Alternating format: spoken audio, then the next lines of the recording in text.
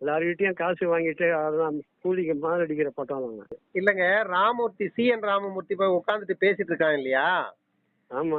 அது வந்துட்டு திமுகவுடைய ஐடி விங்கு அந்த சேனல் மாதிரி. அதான் வி- அளவுக்கு மீறி ஆமா, அளவுக்கு மீறி போய் பேசலாம்.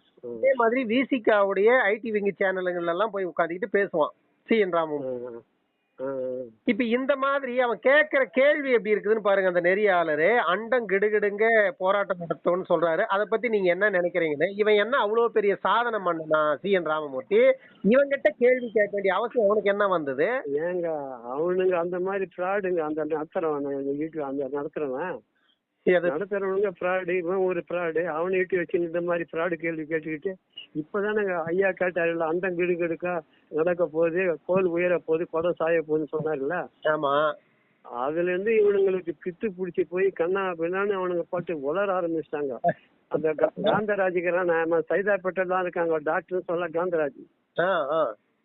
அவன் ஒரு பொறுக்கிங்க வயசாகி போயிட்டேண்டி அவன் ஒரு கனிவா பணிவா பேச மாட்டாங்க. தகுந்த மாதிரி பேசுவான். நம்ம சமுதாயத்தை மொத்தமா பேசுவான். அவன் வந்துட்டு என்ன சொல்றான், வன்னியர்கள் எல்லாம் வந்து தமிழர்களே இல்லைன்றான். ஆமா ஆமா ஆமா. அவன் சினிமா திரையில எது ஆனவங்க அவன். அப்படிங்களா? எங்க இருக்கான்னு எனக்கு தெரியாது. அவன் எப்பயுமே சரி, அவன் நம்மள இந்த சமுதாயத்தை அவன் பக்கா பூரிக்க திமுகங்க. அவன் எப்படி பேச அவன் ஏஜென்ட், திமுக ஏஜென்ட்டுங்க. வயசுதான் கண்டி அவனுக்கு வயசுக்கு தகுந்த மாதிரி ஒரு இதுவான வார்த்தை கிடையாதுங்க அவன்கிட்ட. மொத்தமா பேசுவான். இப்போ ராமமூர்த்தி சமுதாயத்துக்கு எத்தனையோ பிரச்சனைகள் இருக்குது. அந்த பிரச்சனைகளை பத்தி ஒரு நாள்ல களத்துல போய் எதனா ஒரு தீர்வு கொண்டாந்து இருப்பாரா? கதையே கிடையாதுங்க. அவன் ஏங்க அவன் பேசுற வார்த்தை எதுவும் கேட்கற மாதிரி நீங்களாவது பொறுமையா கேக்குறீங்க. அவன் சொல்ற ஒவ்வொரு வார்த்தையும் கேட்கும் போது அப்படியே பத்திக்கின்னு எரியுது எனக்கு. அந்த நாய் என் கூட படுத்துங்க. நீங்க மீட்டிங் பேசிட்டு அவனுக்கு வண்டி கிடையாது நைட்டு. அன்னைக்கு நைட்டு நான் டெய்லர் கிடைக்குதுல, அவனை கட்டிங் டேபிள்ல படுக்க வச்சான். அப்ப சூட் கேஸ், அப்ப அந்த ஜேம்ஸ் பாண்ட் சூட் கேஸ் இல்ல, அந்த மாதிரி வச்சிருப்பானுங்க. வக்கீல்லாம் அவன் படிக்கிறான்ல, தஸ்தாவேஜ் நான் வச்சிருப்பார்ல. அன்னைக்கு நைட்டு என் கூட தான் படுத்துன்னு காலையில அவனை நானு 5 மணிக்கு எழுந்து வண்டி ஏற்றி பஸ் ஏற்றி அனுப்பிச்சாங்க. இன்னைக்கு என்னன்னா, ராமதாஸ் வீட்டுல வேலை செய்யற ஆள் கூட இந்த மாதிரி பேச மாட்டாரு. அந்த மாதிரி ராமதாஸுடைய மூத்திரம் பேய போனது, வெளியே போனது, உள்ள வந்தது எல்லா விஷயத்தையும் இதெல்லாம் வேலை. அவன் ஏன் இப்படி ஈனப்பெரிய இந்த சமுதாயத்துல பிறந்து அப்படியே இந்த மாதிரி இவ்வளவு கேவலமா இல்லைங்க.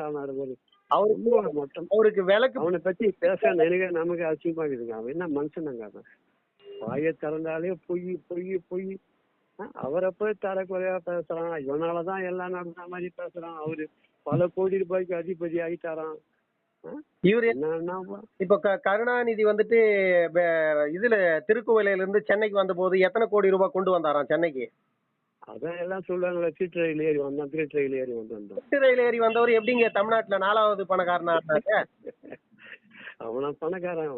அவன் தயாநிதி மாறன், கலாநிதி மாறன், இன்னைக்கு பல லட்சம் கோடி ரூபாய்க்கு அதிபதி ஆச்சாங்க. அவனுக்கு கிட்ட இருக்கிற சொத்து பறிமுதல் பண்ணாலே 5 வருஷம் 10 வருஷம் கூட ஆட்சி செய்யலாங்க. அந்த அளவுக்கு செஞ்சு வச்சிருக்காது. பல லட்சம் கோடி அவனு கிட்ட இருக்குதுங்க. அதெல்லாம் யாருடைய சொத்து? அதை யாருன்னா ஒருத்தர் இது வரைக்கும் கேள்வி கேட்டிருக்காங்களாங்க? அவனும் கேட்கல இது வரைக்கும். இப்போ ராமதாஸ் வந்துட்டு கோடிக்கணக்கில் சம்பாதிச்சிட்டாரு, அவர் அப்படி சம்பாதிச்சிட்டாரு, பொட்டி வாங்கிட்டாரு, இதை வாங்கிட்டாரு, அதை வாங்கிட்டாரு பேசுற நீ, இவங்களுக்கெல்லாம் எங்க இருந்து வந்தது? அது வந்து எச்எலுக்கு ஏஜென்ட் பசங்க. எச்எலுக்கு ஏஜென்ட் பசங்க, அவ்வளவுதான். ஈனப்பிரிவிங்க.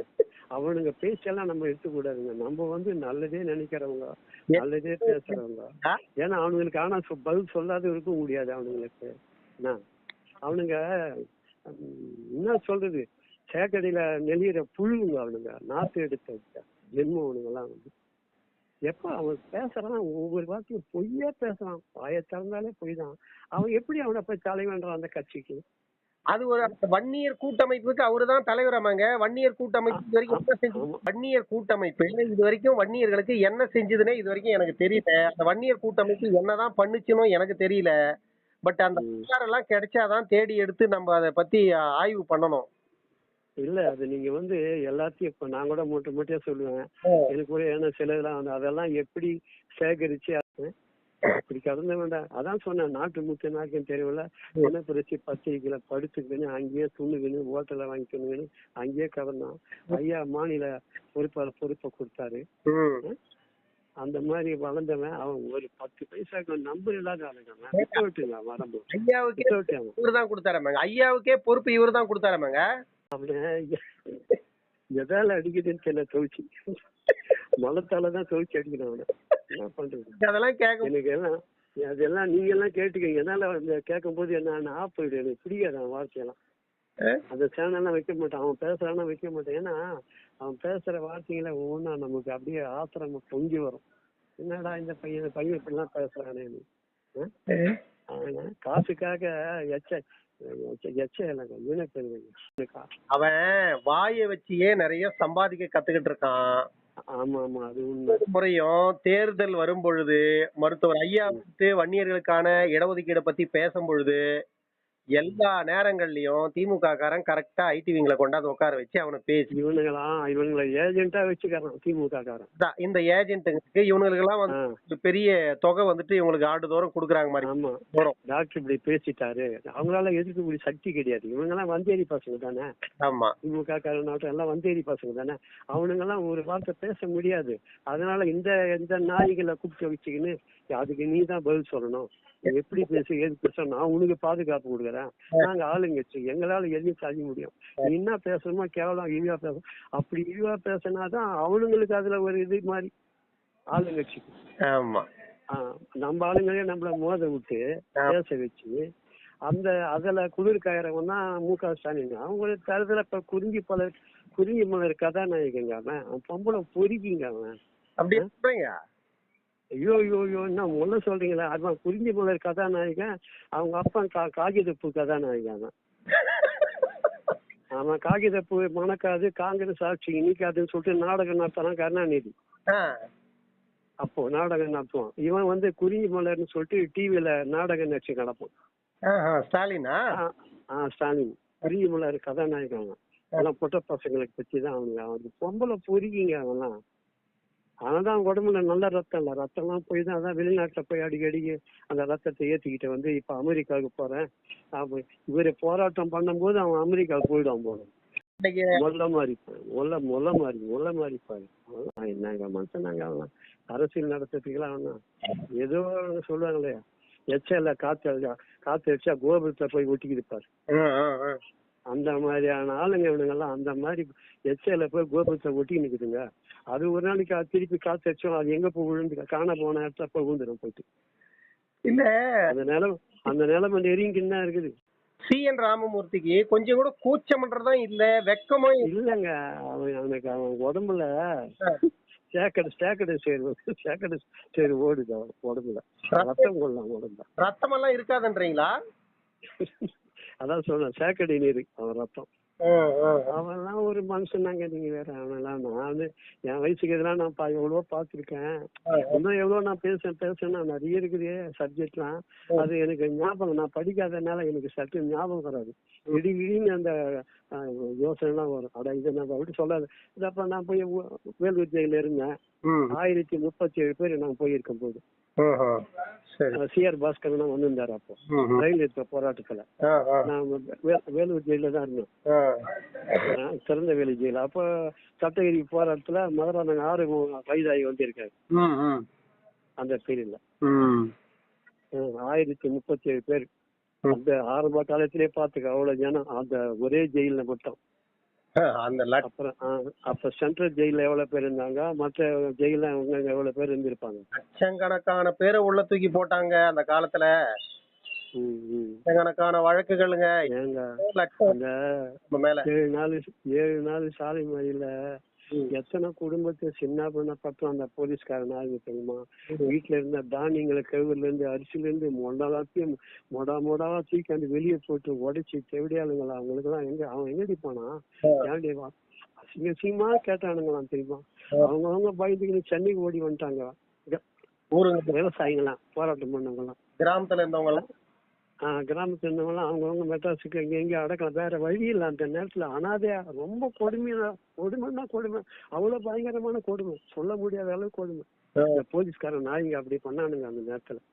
அப்பதான் நினைச்சேன், இந்த போலீஸ்காரன் இப்படி பண்றான்னா அவன்லாம் எந்த ஜாதியை சேர்ந்தவனா இருப்பான், இவ்வளவு மட்டமான பையனா வந்து இருப்பான் பாத்துக்க. அவனுங்கெல்லாம் இந்த சமுதாயத்துக்காரன் அப்படி செய்வானா? செய்ய மாட்டான். எங்கடியா அவனெல்லாம் அனுப்பிச்சுட்டு நீங்க ஊர் மேய்யா ஊர் மேயறீங்களா அப்படின்னு கேட்கறான் போலீஸ்காரன். அவங்கெல்லாம் அப்படி எல்லாம் கொடுமை அனுபவிச்சுக்கிறாங்க அந்த ஐயோ கொஞ்சம் நெஞ்சம் கொடுமை இல்ல அந்த 7 நாள் சாலை முறையில அந்த மாதிரி எல்லாம் பண்ணானுங்க இந்த போலீஸ்காரங்க.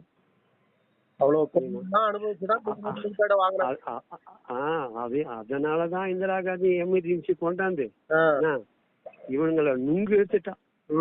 கலாரித்திக்கு உள்ள போட்டு நுங்கு எடுத்து பெரட்டி அடிச்சாங்க அவனை மு.க. ஸ்டாலின் அவங்க அப்பா முன்னாடியே. அப்ப அவங்க அப்பா என்ன சொன்னான், கருணாநிதி என் முன்னாடி அடிக்காது, என் கண் முன்னாடி எனக்கு பார்க்க முடியல அந்த காட்சியை, மறைவிடமா விட்டு அடிங்கன்னு சொன்னான். அவனுங்க முரசொலி மாற எலும்பு தூளுமாயிட்டான். நீட்டு வெறும் தலைதான் இருந்த அவனுக்கு முரசொலி மாறனுக்கு. இந்த தயாநிதியுடைய அப்பா முரசொலி மாற இவங்களுடைய அயோக்கியத்தனம் இப்படி எல்லாம் இருக்கு. பேர் இருப்பான் தமிழ்நாட்டுல கணக்கு எடுத்தா. இவனுங்க வந்து அரசாட்சி பண்றான்னா யாரால? இந்த வன்னிய பசங்க ஒழுங்கா இருந்தானாக்கா அவன் யாருங்க? அவன் தோட்டத்துல போய் காத்து கிடப்பானுங்க. ரெட்டியாரு வராரா மூலையாரு வருவாரான்னு சொல்லிட்டு. ஆமா கரெக்ட். இப்படி எல்லாம் வாழ வேண்டியவனுங்க அவனுங்க. அவனை போய் சிம்மாசனத்தை உட்கார வச்சுட்டு அவன் நம்மள மிரட்டுறான். ஆதிக்கம். அது காரணம் வன்னிய பசங்க. அவனுக்கு எலும்பு துண்டு போடுறான், பணம் கொடுக்கறான். அவனுக்கு எவ்வளவு அவனுங்களும் ஒரு அமௌண்ட் போய் நேக்குது ஏஜென்ட் மாதிரி. அதனால இந்த வன்னிய பசங்க எல்லாம் அவனுக்காக ஜால்டா நாங்க இருக்கிறோம், நாங்க பாத்துக்குவோம், எது வந்தாலும் பாத்துக்குவோம். சும்மா ஆல்டா நம்ம குரூப் ஒரு நாள் ஐயா 2 வாட்டி அறி கொடுத்தாரு வன்னிய சங்கம் இருக்கும் போது.